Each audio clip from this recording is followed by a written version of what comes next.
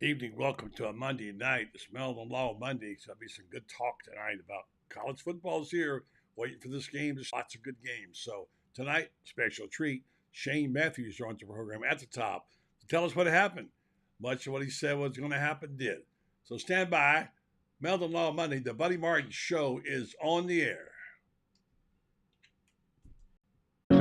Call him up and tell him what you're thinking, but be kind because he's doing the best he can. Better, stronger, faster. Mama says that alligators are ornery because they got all them teeth but no toothbrush. Hey, what if the voice calls while you're gone? Take a message. Bye. You ready, champ? I'm ready for this my whole life. I'm incapable of small talk. But that's why you love me, right? Kind of intimidating to be in the presence of so many great athletes.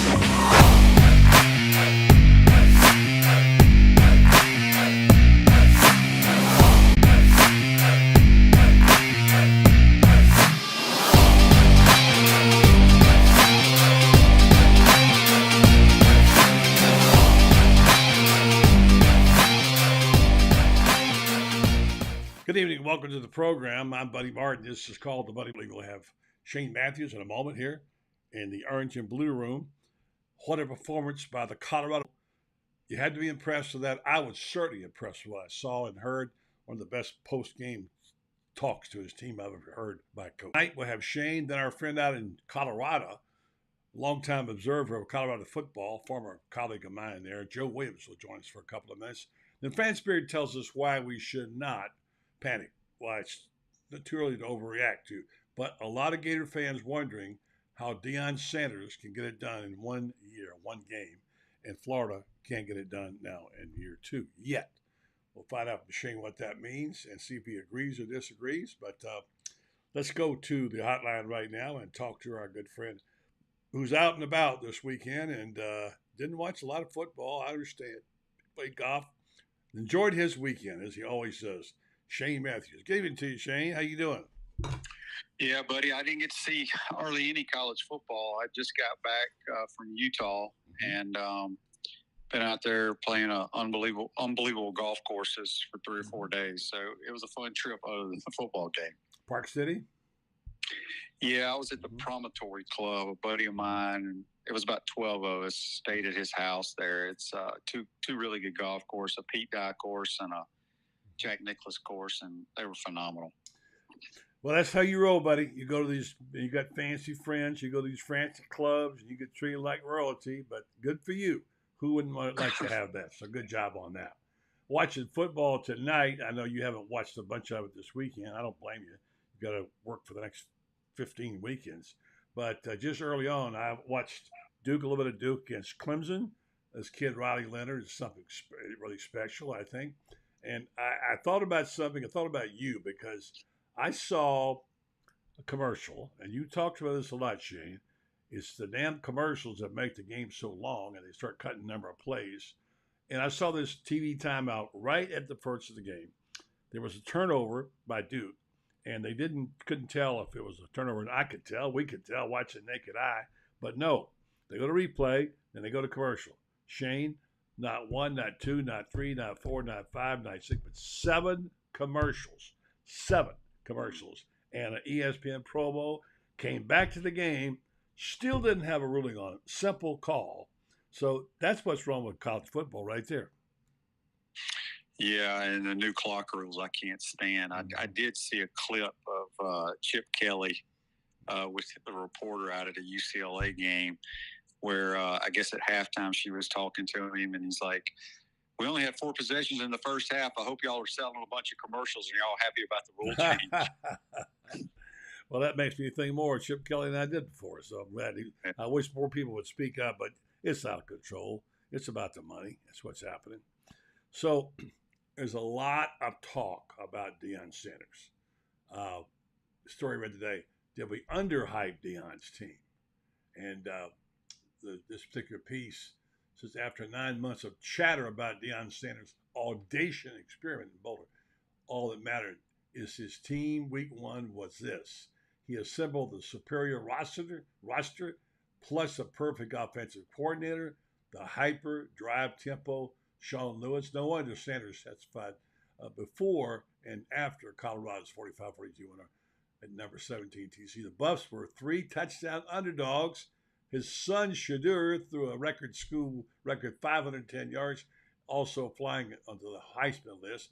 The number 1 recruit, Travis Hunter, went to football Otani with a 120-point snap. So they really performed well. It was a memorable performance. A team last year, one of the worst in the Power Conference, and it was one of the 22 Buffaloes result was a 25-point loss to TCU.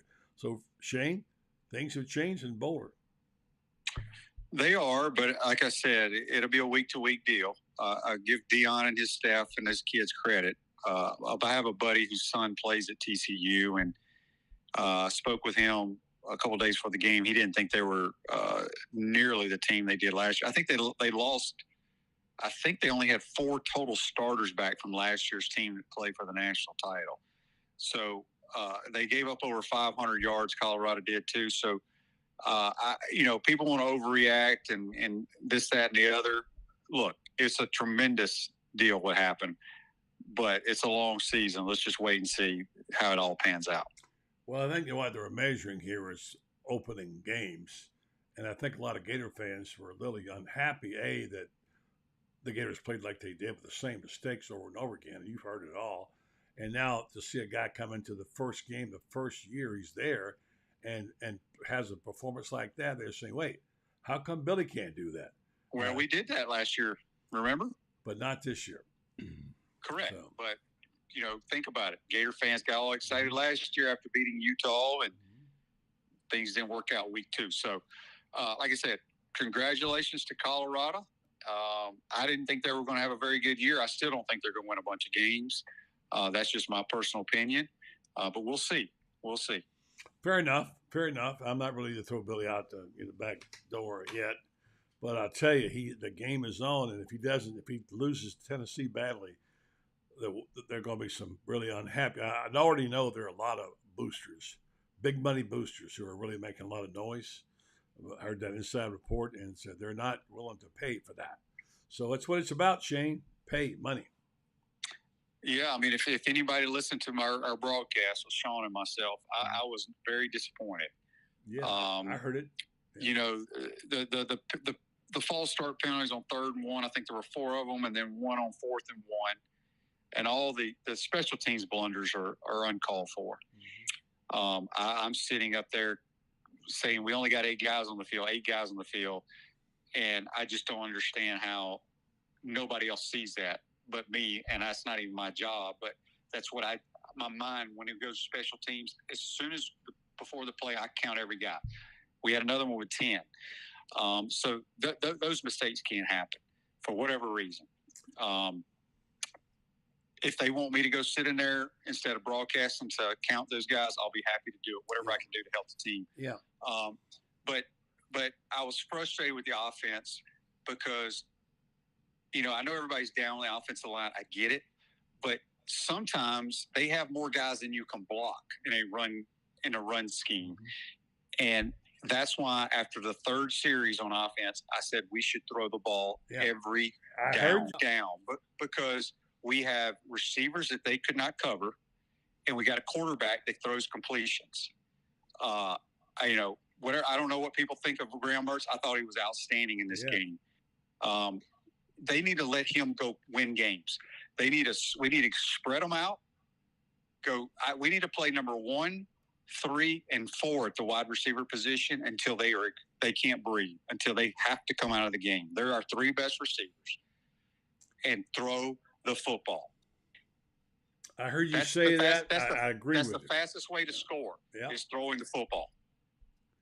Well, Shane, you alluded to the fact that they ran against the numbers sometimes they shouldn't have. Correct. And I agree with that. And here's the other 2, and I don't want to be hypercritical because I like Billy. I want him to succeed there. But I have a question. Who's the offensive coordinator? He is. Right. Because the title goes to Rob Sale.